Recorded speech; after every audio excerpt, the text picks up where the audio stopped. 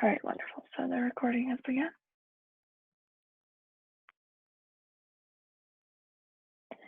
And the other thing that I would like to mention at this point, and I'll be mentioning it at the end as well, but the work resources for students page. Oh, and I'd also like to ask everybody in the audience to please mute until the question and answer portion, obviously. Sorry, Maria, were you saying something? No. So we have a resources for students page on our website, and it contains a lot of writing resources, including resources specifically related to the literature review, and including a lot of resources related to thesis writing in general. So that might be links to sample theses for you to look at and understand the structure by reading them, as well as breakdowns of what a thesis should look like in different disciplines, different departments. So I think that that would also be very useful for you to look at. So it's a couple minutes past the hour, so let's get started. Welcome everyone. I'm glad to see that it's so well attended. My name is Erica Eisen, and I'm the coordinator of the Writing and Academic Resource Center. Here with me also is Maria Antonova, who is the director of the work. So together we are the work management team. And today we'll be talking about how to write a literature review.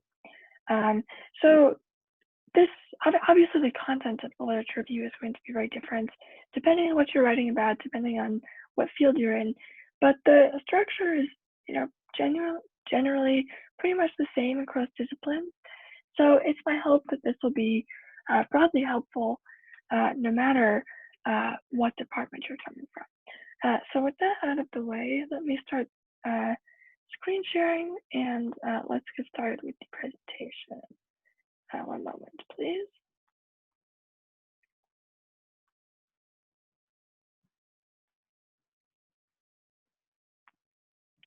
Okay, so now you should all be able to see my screen. Let me just switch to present. All right, so how to write a literature review. All right, so first of all, in order to figure out how to write a literature review, we should discuss what it is, what the expectations are. So a literature review for a thesis or any research project accomplishes a couple of different tasks. So the first one is it provides an overview, a summary of previous scholarship related to your topic, right? You're going to read what else has been written in this field and inform your readers about it.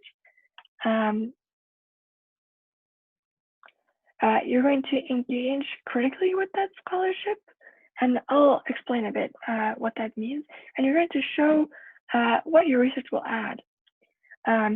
So let me talk a little bit about this engaging critically. So what that means is you're going to make some kind of evaluation of the scholarship. So, maybe you're reading an article and you think that there's an issue. For example, you think that the survey or the data overrepresent or underrepresent a certain group. You might mention that. Or you think that the author doesn't consider a particular case that might be relevant. You would mention that. So this is what I mean by engaging critically. You're not just summarizing, you're also making some kind of evaluation. What's missing? What could have been done differently? What has been challenged by other studies, that kind of thing. And we'll go a bit more in depth with this a bit later. And then showing what your research will add, right?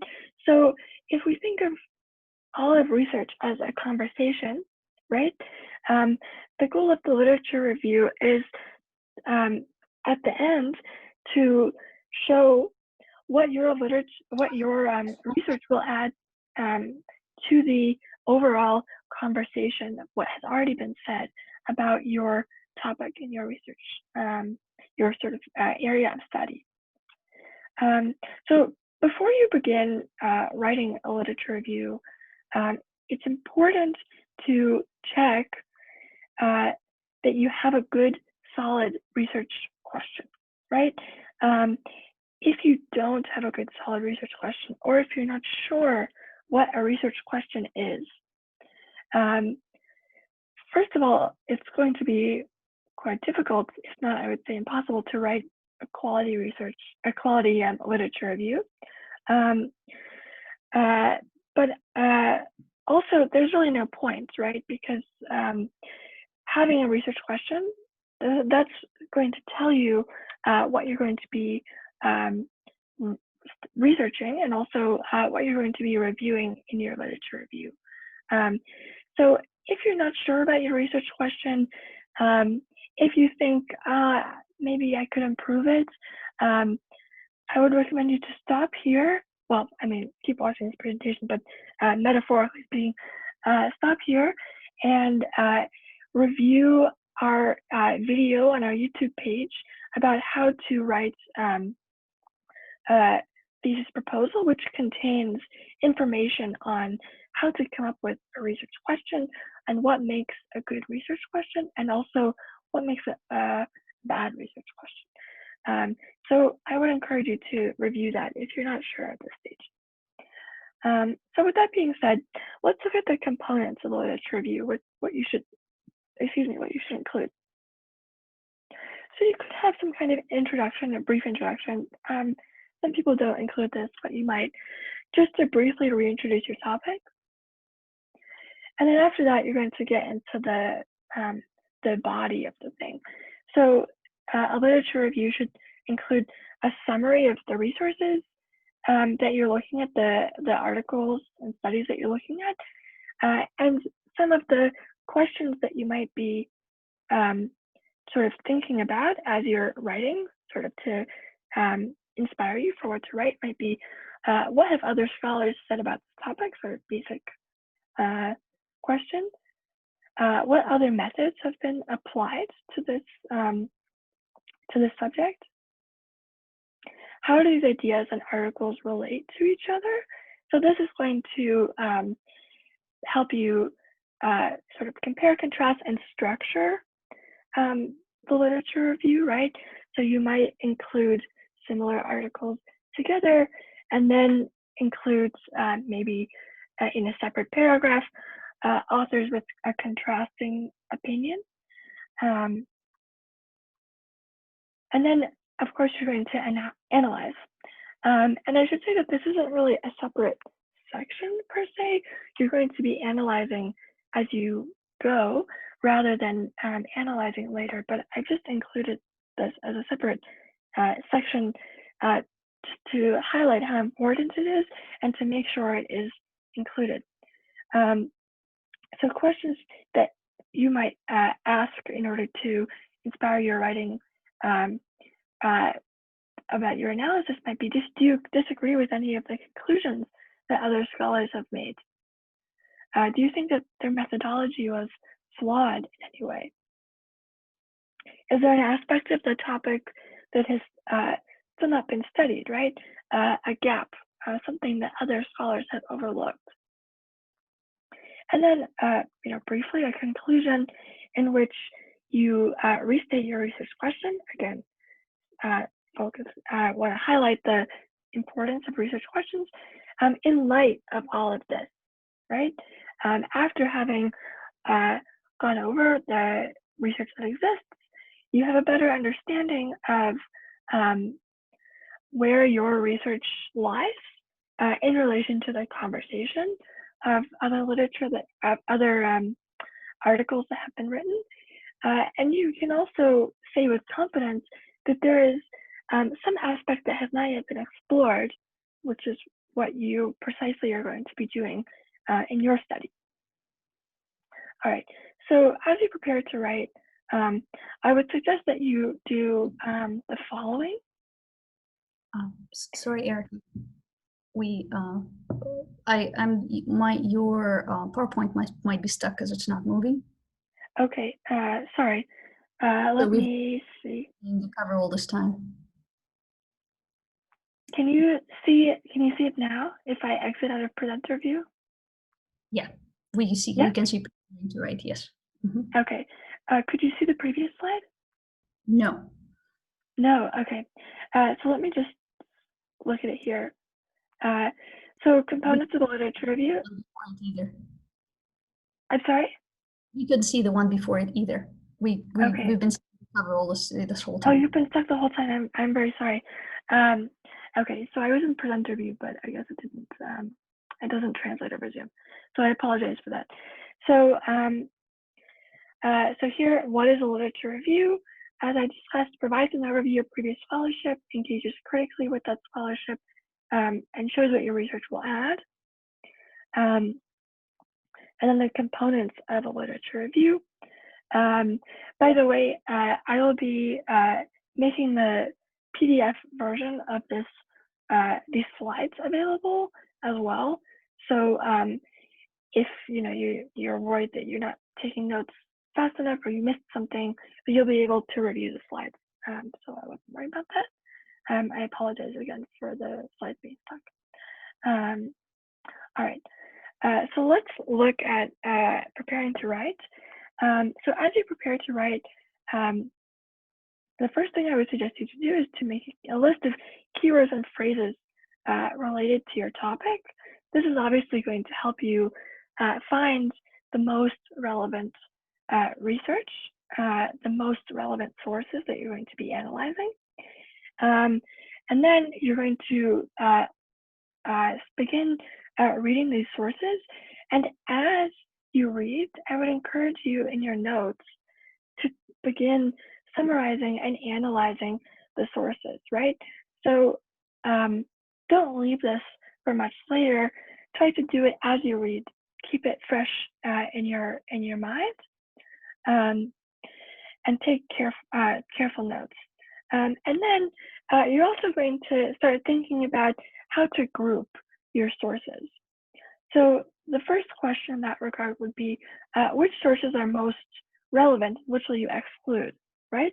So, you're probably going to read some articles, I would even say many articles, that you might decide you're not going to include because after reading them, you think, maybe this wasn't quite relevant to my topic after all, or something of that nature. And you will also realize, which ones are the most important for you to talk about, which are the most crucial for your study. And then you also think about how you're going to order them, the ones that are the most relevant. So one possible way of ordering your literature review might be chronologically, right? Let's say your field of study has been around for a long time, and has changed over time. This topic maybe has been studied since the 1920s or since the 1960s, something like that, and has undergone sort of important shifts that you want to discuss. Well, then a chronological ordering might make sense. If, on the other hand, most of the sources that you're looking at are from the last 4 years, the last 10 years, then probably a chronological order isn't going to make very much sense, because the research just is not going to show chronological shifts really. Thematic, right? Might be another one. Based on specific subtopics within your topic. And then methodological. So perhaps a couple of different methods have been applied to your topic. So in this case, it might make sense to group them methodologically. All right, so you prepared to write, you've found your sources, and you're going to begin writing your literature review? Well, as we mentioned earlier, one of the main tasks of a literature review is to summarize your sources. So as you're summarizing, the kinds of questions that you should be asking yourself and answering as you write would be, what do earlier scholars conclude about this topic? What data have they found that is relevant to my topic? What methodologies did they use? And what key terms or special vocabulary are relevant to my topic, right? These might be special terminology that you would have to define for your reader. And I also want to include some key phrases to help you as you write. So these will help you both get the tone right in terms of an academic tone, an academic register, the correct formality.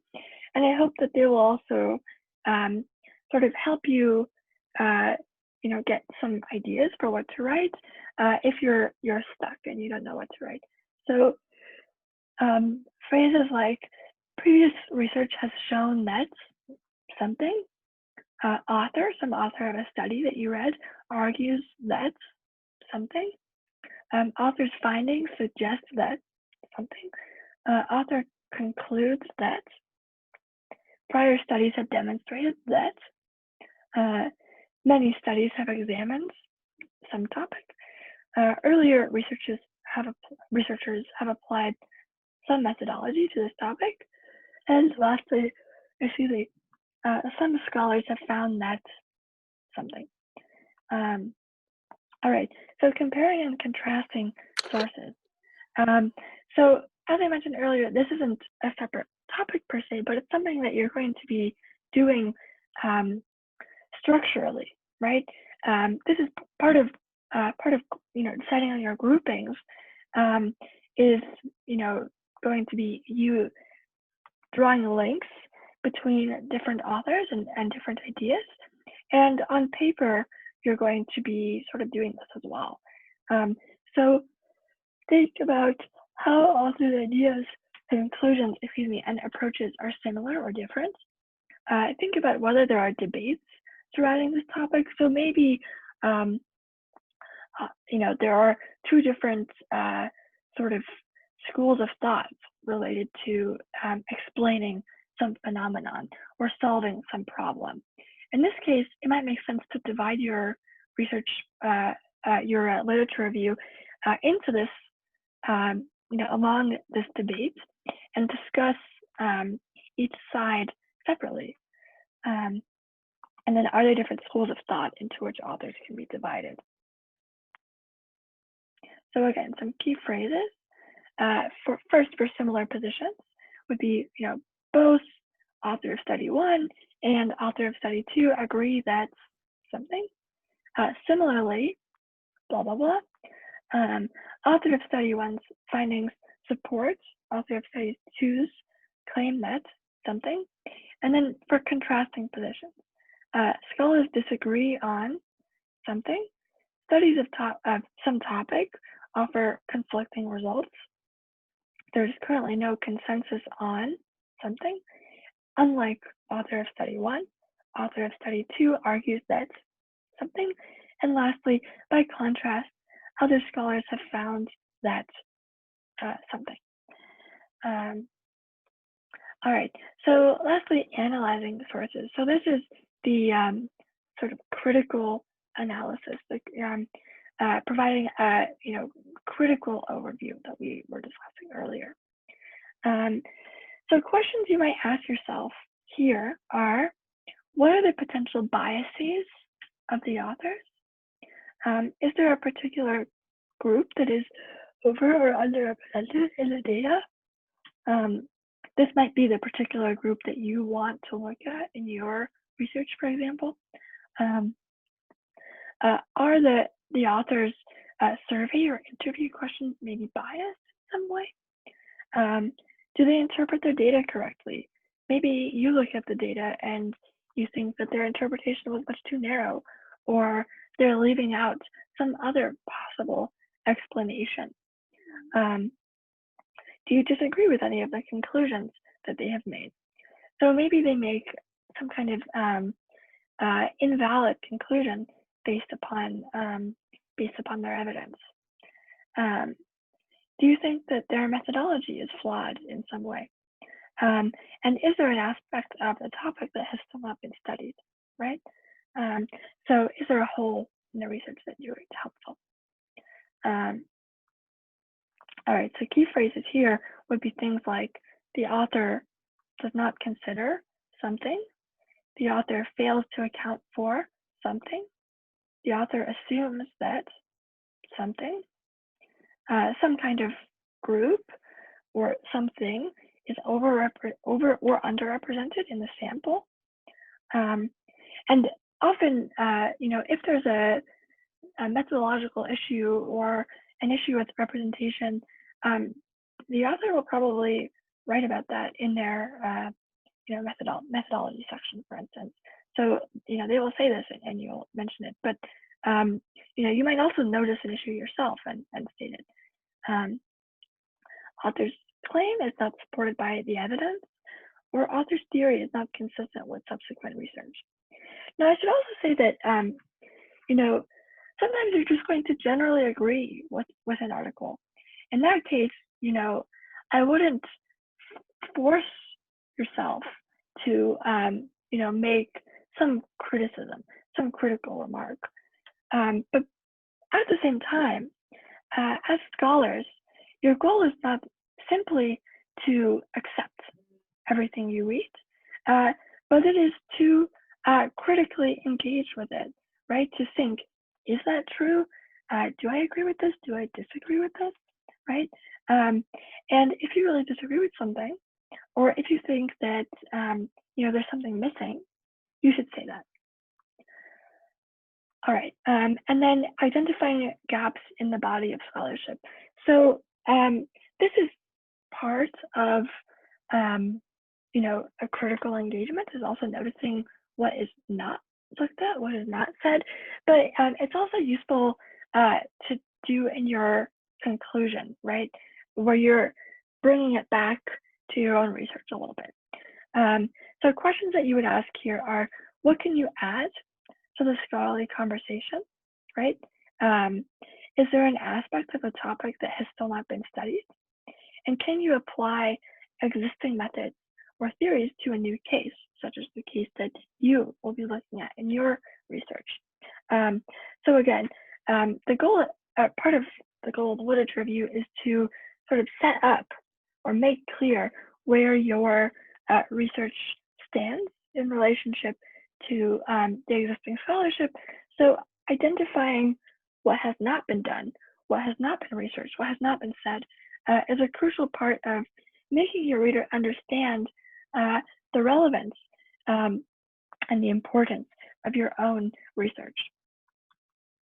So phrases that you would use to identify gaps in the research would be things like, however, little is known about something, something is understudied, something remains poorly understood, it is not known how, what, why, some question word, something. Scholars have yet to examine something. These ideas or this methodology has never been applied to something, maybe your particular topic, your particular example. One area that has not been researched is something, and building upon earlier scholarship, I will something. So at this point, I want to make a little grammar point related to indirect questions. So this is something that some Russian speakers struggle with, or English learners in general, because it could be a little bit tricky.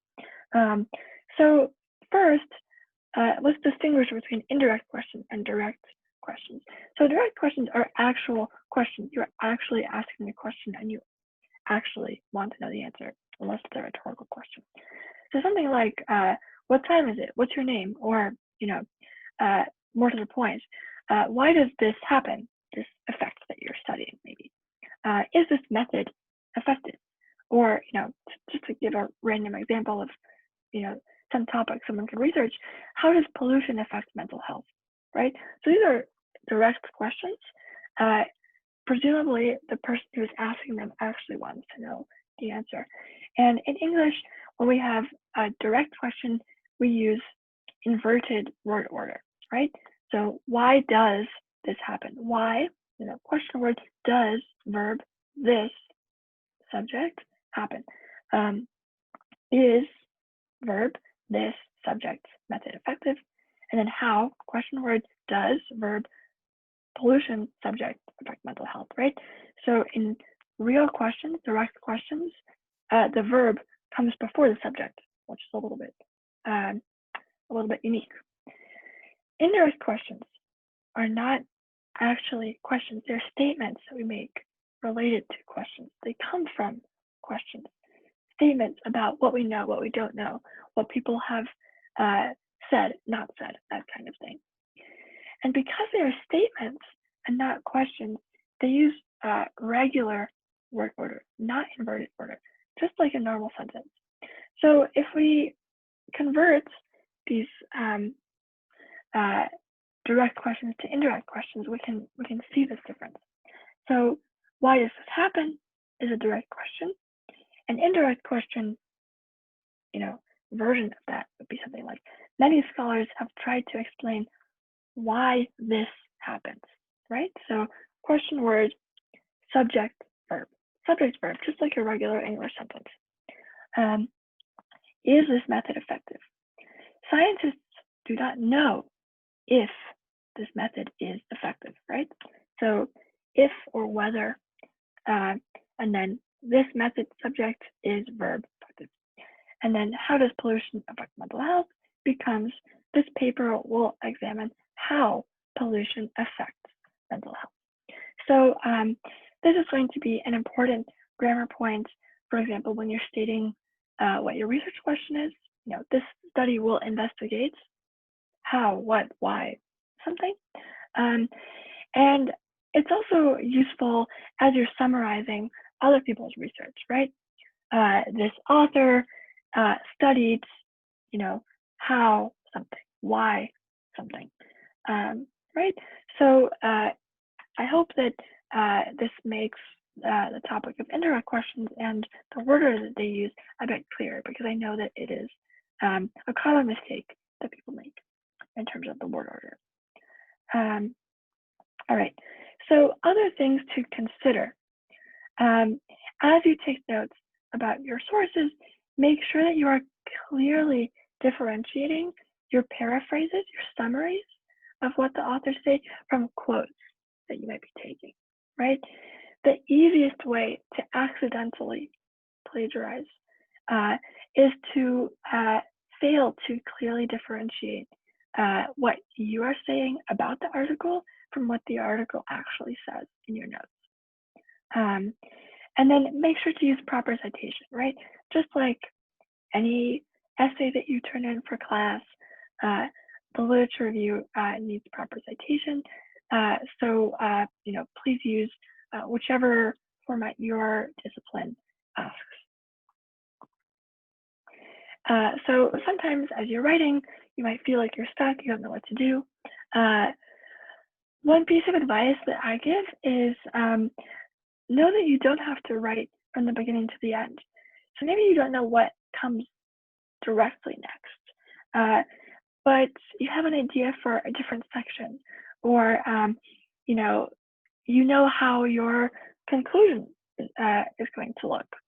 You can switch to something a bit later or something a bit earlier, and go back to the part that you're stuck on when you're ready.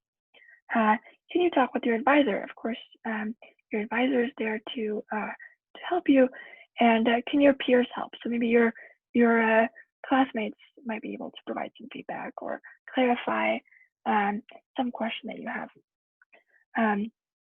In addition, some further resources I want to highlight is that there are examples of old student theses available at the AUCA Libraries website. So if you go to the this link and scroll down to the senior theses section, you'll be able to look at different theses in different disciplines from past years. And I think it's really useful to look at what other students have done um, in order to get a sense of, for example, structure, that kind of thing, but also to reassure yourself that it is possible. Other students in your exact same situation were able to accomplish this difficult task of writing a thesis, and you can too. So as I mentioned at the very beginning, the resources for students page on the Works website contains a number of guides and examples for you to look at, some of them specifically related to this question of writing a literature review. Our YouTube channel includes writing resources. So the name of our YouTube channel is Work AUCA, two separate words, WARC space AUCA. So this has the recording of our talk on how to write a thesis proposal or a research proposal, and it will also have the recording of this talk as well. And there are other resources on there for you to look at. And then last, but certainly not least, you're welcome to come to the work at any stage. So even if you haven't written a single word, but you just want to talk about ideas, or you just want to talk about structure, or you just want help finding resources, our work tutors are welcoming, and they welcome you to come to them, book a session. So you can go to www.work.uca.kg and book a session with one of our writing tutors today. So that brings me to the conclusion of my talk. So at this point, I'm going to stop screen sharing, and I will open it up for questions and answers. So if you would like to ask questions in the chat, that would be fine. Or if you would like to press the hand raising button, and I will call on you.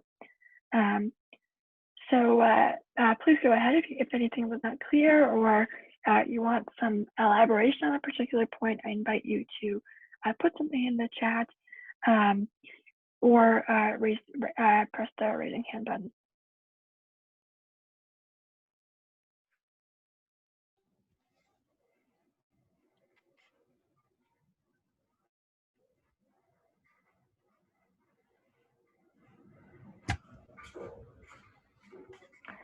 Sure. So someone is raising hand in the video so far. Miss, hi Erika. Thank you very much for the great presentation. It was very needed. I really need that presentation. I'm a senior student at the ICP, and I'm currently working on my thesis.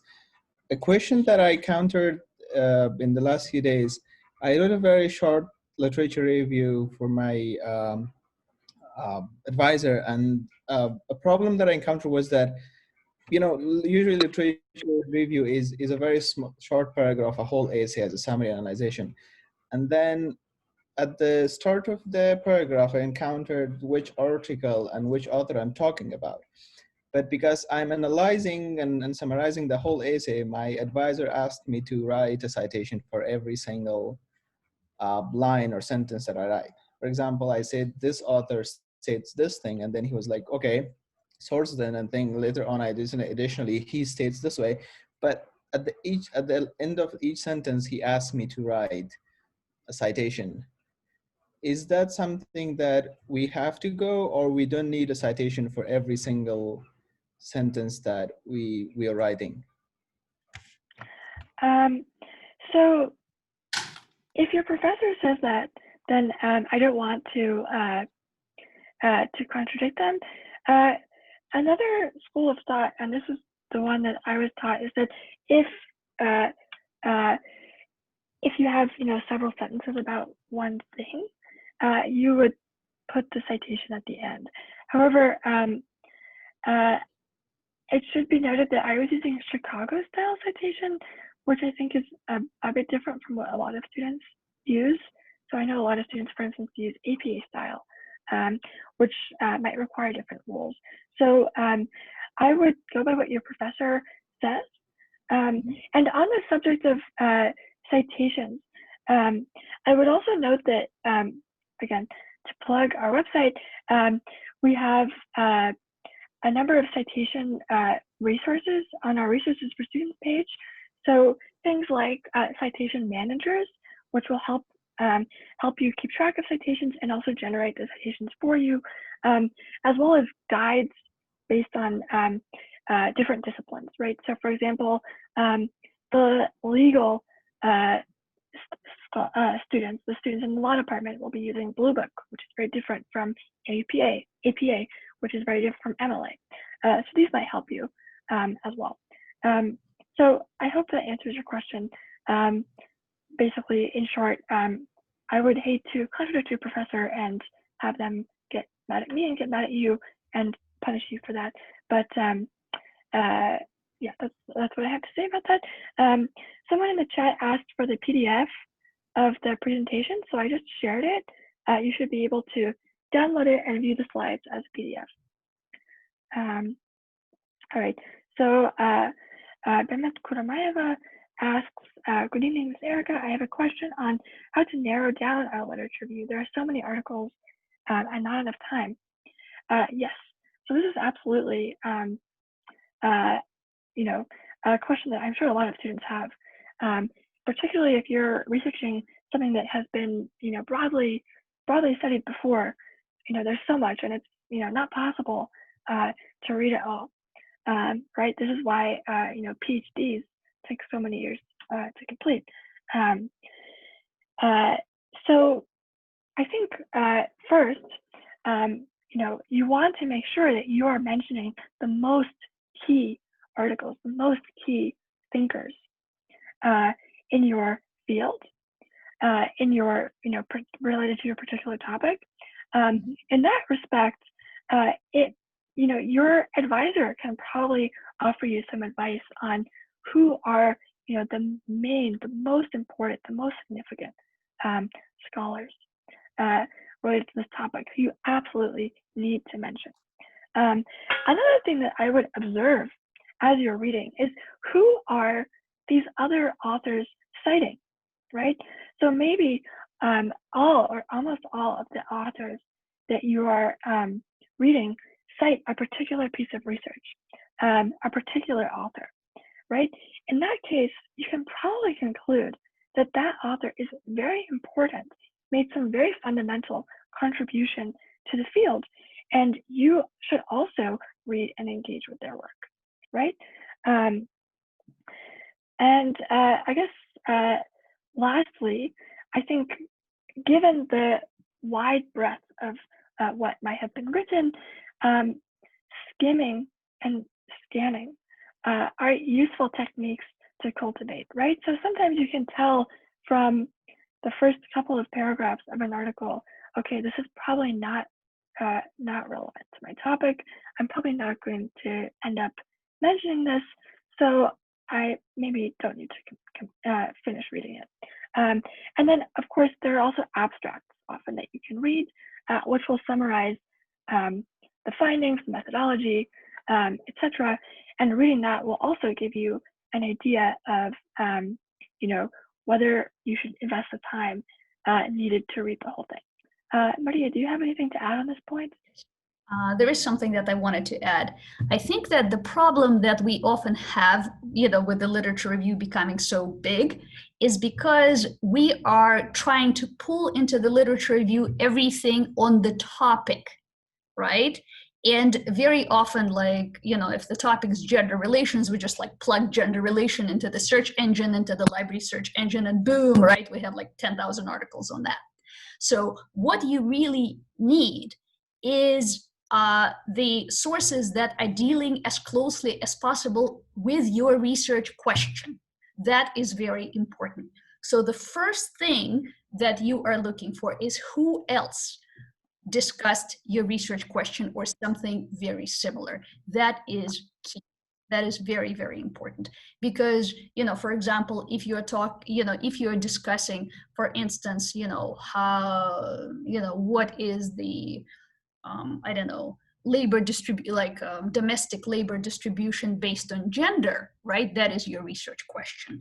So stick to that, right? To somebody who discussed specifically that gender domestic labor distribution based on gender, right? And not just anything related to domestic labor and anything related to gender, because then you're going to end up with like an ocean worth of resources, right? That you might not be really directly or in any way almost related to your question, right? So that is very important. So you definitely start with some, with the works that have dealt with your research question, perhaps maybe not in the context of Kyrgyzstan, maybe in the context of, other countries, but at least that is relatively similar. Okay? So that is something that I wanted to add. Any other questions? Oh, we had a question. Someone wrote to me privately. Do we have access to the recording of this section?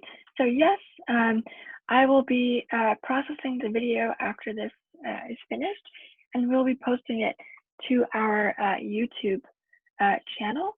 So the WARC YouTube channel is WARC AUCA, WARC AUCA. So we have had recordings of past writing related talks on there as well. So if you would like to review this, you're welcome to. And then I also uploaded the PDF of the slides if that would be helpful as well. Oh, and I encourage you to check out Heidi DeMello's comments in the chat. She has also offered some good points related to some of your questions.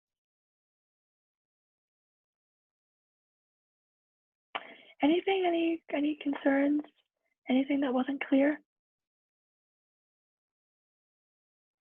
So someone asked me if I provide classes. So the WARC provides free one-on-one tutoring with our tutors. So you can book a session very easily. It's free to all AUCA students. And so if you have concerns, if you have questions, if you have a draft that you would like someone to look at, I really encourage you to book a session with one of our tutors. May I just make one comment? Yeah, please.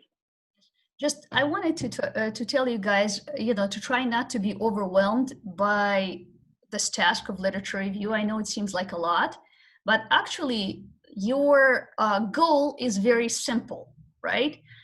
Before you start your own research, you have to know what other people have done in a similar vein, right?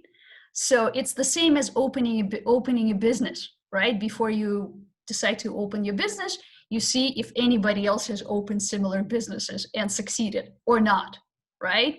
So basically you're seeing what similar work has been done in that field and where your own work stands in relation to that other work, right?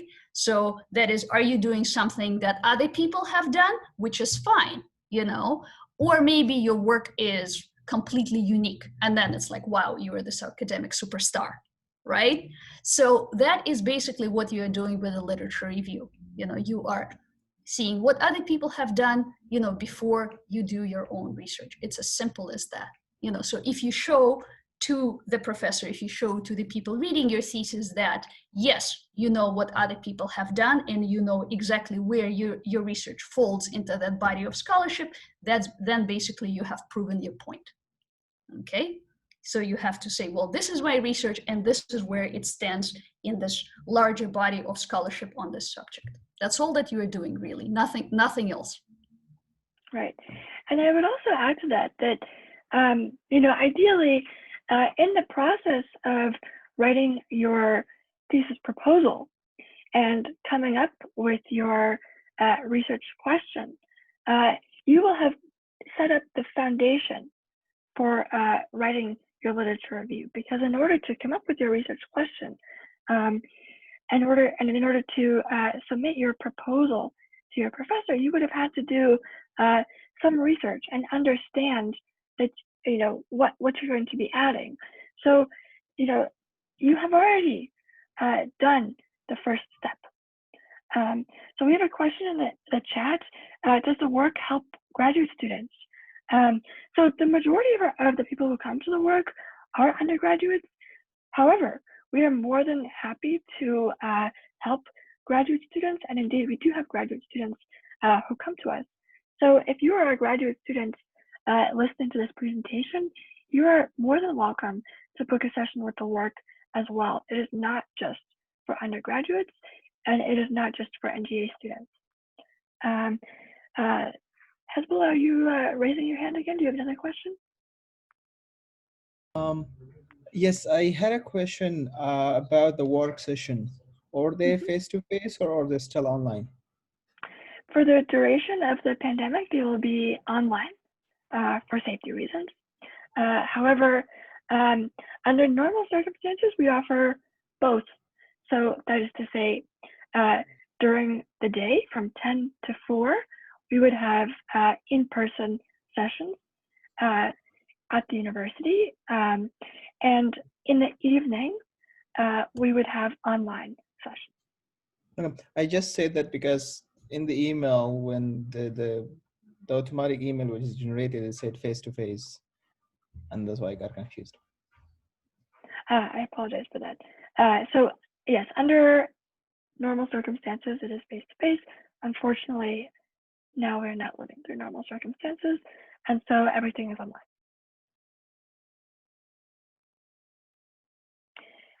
Any other questions from anybody?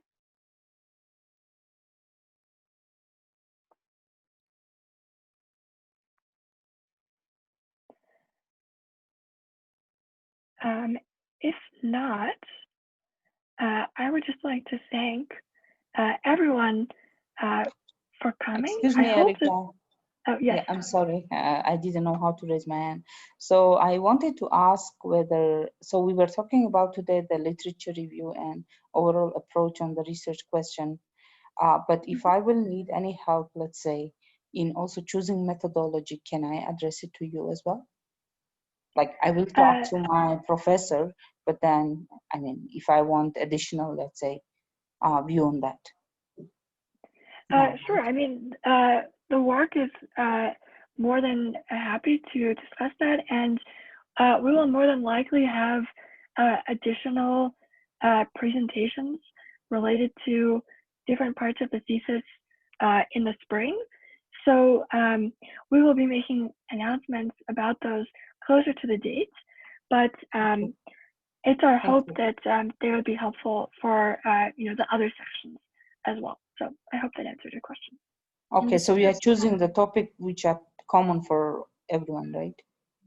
Right. So we're trying to choose topics for these talks that are helpful across the departments. I see. Thank you very much. But You're in welcome. the spirit of disclosure, I mean, if you are asking if our tutors can help you with, choosing methodology, methodology tends to be pretty discipline specific. And of course, our tutors are undergraduates, right? And most of them are seniors, right? So they're writing senior thesis together with everyone else. So they, however, the one thing that, they have been trained on, that they have been trained very well on, apart from, of course, teaching methodology, is that they have been trained on sources, right? Citation, a library database, that sort of thing. But the questions of methodology, I mean, it's specifically, that is probably, we definitely will be happy to take a look at it and give you what, they'll be happy to tell you what they think. But the questions of methodology, because it's so discipline specific, that probably your best guide in that might be, is your academic, your senior project instructor. Thank you. Thank you.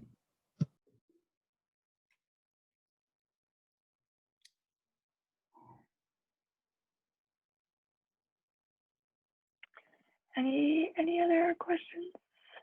We have a question in the chat. Okay. Heidi. Do you have exercises and resources for teaching synthesis to build up a literature review? That's a good question. Maria, can you think of anything off the top of your head? So do we have exercise and resources for teaching synthesis? We may have something on the synthesis writing in our on our how do you call it, resource page. There is nothing specifically related to teaching synthesis. I mean, as it is kind of a skill that is really taught over the course of the 4 years, right? It's not something that, you know, we do, right? We tutor, we don't really, you know, deliver content as such. So, but thank you for bringing it up. I mean, we might want to shore up our synthesis resources. Okay.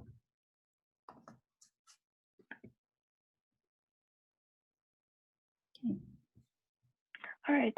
So I just want to thank you all for coming. I hope this was helpful. Thank you for asking good questions. And once again, the PDFs of the slides are available in the chat, and we will be shortly uploading the video of this talk to our YouTube page. So I wish you all the best of luck as you write, and I hope that everyone is staying safe and healthy. All right. Take care, everybody. Thank you. Thank Thank you you. very much. Bye-bye. Thank you. Bye. Bye.